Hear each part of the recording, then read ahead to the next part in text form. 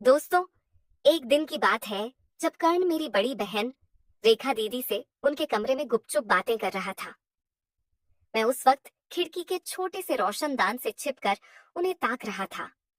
मौका देखते ही मैंने अपने फोन के कैमरे से उनकी कुछ तस्वीरें खींच लीं। कर्ण, जो हमारे पड़ोस में रहने वाला एक नौजवान चित्रकार है, अक्सर रेखा दीदी से छिप छिप कर मिलता था। मुझे उनकी यह गुप्त मुलाकातों का राज पता चल चुका था, इसीलिए तस्वीरें लेते वक्त मैंने खास ख्याल रखा। फोन को साइलेंट पर रखा और कैमरे की आवाज को भी बंद कर दिया। उस समय मेरे पास खुद का कोई बढ़िया कैमरा फोन नहीं था, तो मैंने अपने दोस्त से उसका फोन उधार लिया था।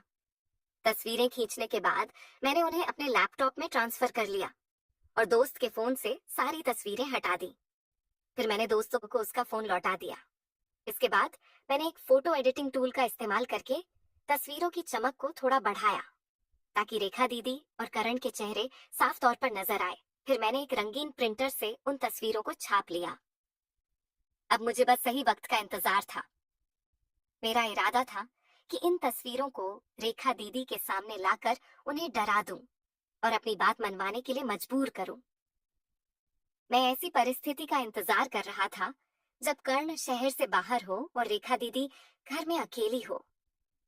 मुझे डर था कि अगर रेखा दीदी को पहले ही भनक पड़ गई कि मुझे उनकी और कर्ण की सच्चाई पता है, तो वह कर्ण को बता देंगी और दोनों मिलकर मुझसे यह तस्वीरें हटवाने की कोशिश करेंगे। इसीलिए मैंने हर कदम सोच समझकर उठाया, ताकि उन्हें मेरे प्लान का जरा भी अंदाजा न हो। लगभग 2 महीने बाद वह सुनहरा मौका आ ही गया। करण एक हफ्ते के लिए अपने गांव गया था और रेखा दीदी घर पर अकेली थी। उस दौरान मम्मी को भी कुछ दिनों के लिए गांव जाना पड़ा था और पापा अपने ऑफिस के काम से शहर से बाहर थे। अब घर में सिर्फ मैं और रेखा दीदी रह गए थे। मुझे लगा कि इससे बेहतर मौका नहीं मिलेगा और मैंने फौरन अपनी योजना पर काम शुरू कर दिया। मैंने रेखा दीदी की तस्वीरों को एक लिफाफे में डाला और उस पर उनके पति का नाम लिख दिया। मैंने ऐसा जताया जैसे यह लिफाफा डाक से आया हो। उस दिन जब मैं कॉलेज से लौटा तो लिफाफा हाथ में लेकर घर में दाखिल हुआ। मैं सीधा रसोई की ओर गया और वहां से रेखा दीदी को पुकारा। वो अपने कमरे से बाहर आई। उस वक्त वो नीले रंग का गाउन पहने हुए थी। उन्हें देखकर मेरे दिल की धड़कन थोड़ी तेज हो गई, लेकिन मैंने खुद को संभाला और लिफाफा उनके हाथ में थमाते हुए कहा, दीदी ये बाहर रखा था, शायद डाक वाला छोड़ गया है।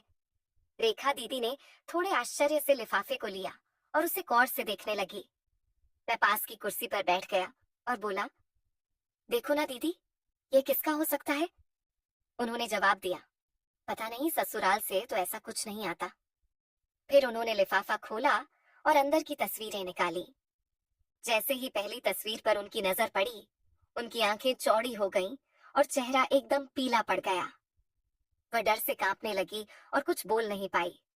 मैंने धीरे से पूछा, क्या हुआ दीदी, सब ठीक तो है? वो चौंक कर मेरी तरफ देखी और उदासी भरे लहजे में बोली, हाँ। फिर जल्दी से कहा, शायद ये उनके लिए आया है, मैं इसे संभाल लेती हूँ। ये कहते हुए वह तेजी से अपने कमरे की ओर चली गई। उनके जाने के बाद मुझे थोड़ा सुकून मिला। मैं सोचने लगा कि अब आगे क्या होगा। रेखा दीदी ने तस्वीरें देख ली थीं और उनके चेहरे से साफ पता चल रहा था कि उन्हें गहरा धक्का लगा है। शायद वह मुझसे अपनी भावनाएं छिपाने के लिए कमरे में भाग गई थीं। लेकिन मैंने अपनी योजना को आगे बढ़ाने का फैसला कर लिया था।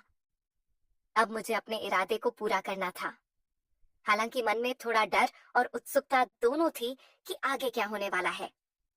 फिर मैंने आराम से खाना खाया और अपने कमरे में जाकर बिस्तर पर लेट गया। मैंने सोचा कि रेखा दीदी को थोड़ा वक्त देना चाहिए, ताकि वह अपने आप को संभाल सके। अगले 2 घंटों तक मैं बस यही सोचता रहा कि अब अगला कदम क्या होगा। इसके बाद मैं उठा और रेखा दीदी के कमरे के दरवाजे पर पहुंचकर हल्के से खटखटाया। अंदर से उनकी आवाज आई, क्या है? मैंने कहा, दरवाजा खोलो ना। उन्होंने पूछा, क्यों? मैंने जवाब दिया, मुझे तुमसे कुछ बात करनी है। वह थोड़ी चिढ़कर बोली, अभी मुझे तंग मत करो, मैं थक गई हूं।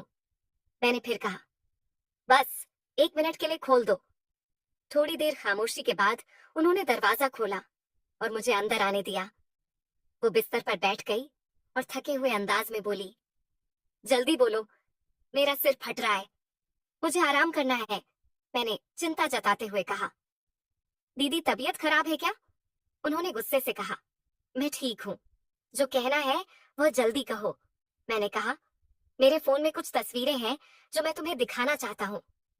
ये सुनते ही वह सतर्क हो गई और बोली, कैसी तस्वीरें और मुझे क्यों दिखा रहे हो? मैंने हल्के से हंसते हुए कहा, अरे पहले तो देख लो, तुम्हें अच्छी लगेंगी। उन्होंने ठंडे लहजे में कहा, मुझे कुछ नहीं देखना, तुम यहाँ से जाओ। तब मैंने गंभीर होकर कहा, अगर नहीं देखोगी तो बाद में अफसोस होगा। अब वो उलझन में पड़ गई और बोली, क्या मतलब है तुम्हारा? ठीक है, जल्दी दिखाओ। मैं थोड़ा उत्साहित था लेकिन नर्वस भी। मैं उनके पास गया, फोन निकाला और गैलरी खोली। रेखा दीदी स्क्रीन की तरफ ध्यान से देख रही थी। पहली तस्वीर मम्मी की थी जो रसोई में खाना बना रही थी। ये देखकर उन्होंने राहत की सांस ली और फोन अपने हाथ में ले लिया। मैंने कहा, आगे की तस्वीरें देखो, बहुत शानदार है। वह स्क्रॉल करने लगी। आगे मम्मी पापा की कुछ आम तस्वीरें थीं, फिर रेखा दीदी और करण की भी कुछ साधारण तस्वीरें थीं। फिर जैसे ही अगली तस्वीर आई जिसमें वह और करण करीब खड़े थे, उनकी आंखें फैल गईं और वह घबरा कर मेरी ओर देखने लगी। मैंने इशारे से उन्हें अगली तस्वीर देखने को कहा। अगली तस्वीर में वह और कर्ण एक दूसरे को गले लगाए हुए थे। यह देखते ही वह गुस्से में मेरे पास आई और बोली, बदश, ये तस्वीरें तुमने कहां से ली? मैंने तेजी से फोन उनके हाथ से छीन लिया। उन्होंने फोन वापस लेने की कोशिश की लेकिन मैंने उसे अपनी जेब में डाल लिया। वो गुस्से से चीखी, बेशर्म, ये तस्वीरें कहां से लाया? जल्दी बता। मैंने शांति से कहा, मैंने खुद खींची है। यह सुनकर वह हक्की बक्की रह गई और बोली, कब, कहां, कैसे? मैंने शांत लहजे में बताया, मुझे तुम्हारे और करण के बारे में सब पता है। ये तस्वीरें मैंने गोदाम की खिड़की से खींची हैं।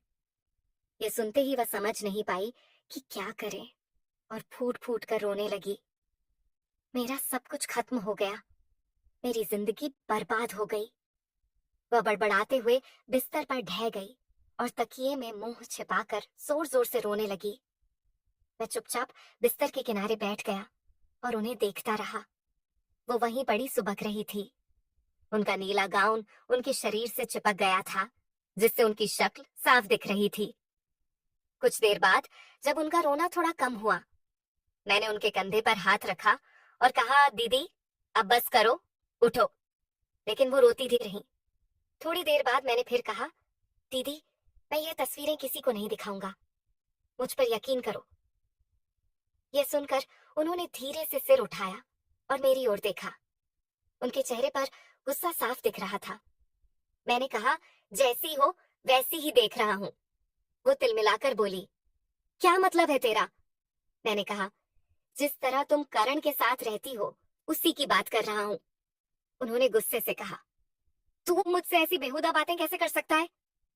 मैं तेरी दीदी हूं। मैंने शांत स्वर में कहा, क्या यह बात गलत है? वो झल्लाकर बोली, करण के साथ जो होता है वह अलग है, लेकिन तू मेरा भाई है, तुझे ऐसा नहीं कहना चाहिए। मैंने उन्हें ताना मारते हुए कहा, जब कर्ण के साथ थी तब तुम्हारी इज्जत कहाँ गई थी? इस पर उन्होंने गुस्से से जवाब दिया, उसने मुझे मजबूर किया था। फिर धीरे से बोली, देख रवि, पहली बार मजबूरी में हुआ था, लेकिन बाद में मैं खुद उससे जुड़ गई। प्लीज रवि, अब यह सब बंद कर दे। मैंने ठंडे लहजे में कहा, ठीक है, कुछ नहीं कहता, लेकिन ये तस्वीरें मैं अपने पास रखूंगा। जरूरत पड़ी तो इन्हें छपाकर डाक से भेज दूंगा। यह सुनकर वह सिर झुकाकर फिर से रोने लगी। उन्हें इस हाल में देखकर मेरे मन में दो विचार आए, या तो उन्हें ऐसे ही छोड़ दूं या फिर उन्हें पूरी तरह अपने काबू में कर लूं। कुछ देर रोने के बाद उन्होंने सिर उठाया और आंसुओं से भरी आंखों से बोली, रवि, मैं तेरी बहन हूं, तू मेरे साथ ऐसा क्यों कर रहा है? मेरी जिंदगी तबाह हो जाएगी। मैंने सख्त लहजे में कहा, यह सब सोचना तुझे कर्ण के साथ जाने से पहले चाहिए था। वो सुबकते हुए बोली, पहली बार मजबूरी थी, मैं लाचार थी। मैंने साफ पूछा, लेकिन बाद में तो तू अपनी मर्जी से उसके साथ थी, इसमें मेरा क्या कसूर? उन्होंने सफाई दी, रवि तेरे जीजू बाहर रहते हैं, मेरी भी अपनी जिंदगी है, अपने सपने हैं, तू ऐसा क्यों कर रहा है? मैंने तंज कसते हुए कहा। वाह दीदी, तो इसका मतलब तू किसी के भी साथ रह सकती है। उन्होंने फिर वही कहा। उसने मुझ पर जोर डाला था। मैंने तीखे स्वर में पूछा, तो क्या अगर मैं भी ऐसा करूं?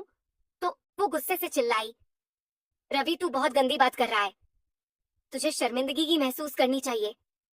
मैंने कहा, जो सच है वही बोल रहा हूँ। वो बोली, भाई ऐसा नहीं करते। मैंने जिद पकड़ते हुए कहा, भाई बहन का रिश्ता तो तुझ में रहा ही नहीं, अगर होता तो तू ऐसा ना करती। जब उसने जबरदस्ती की तब तुझे मुझे बताना चाहिए था। इस पर वह रोते हुए बोली, भाई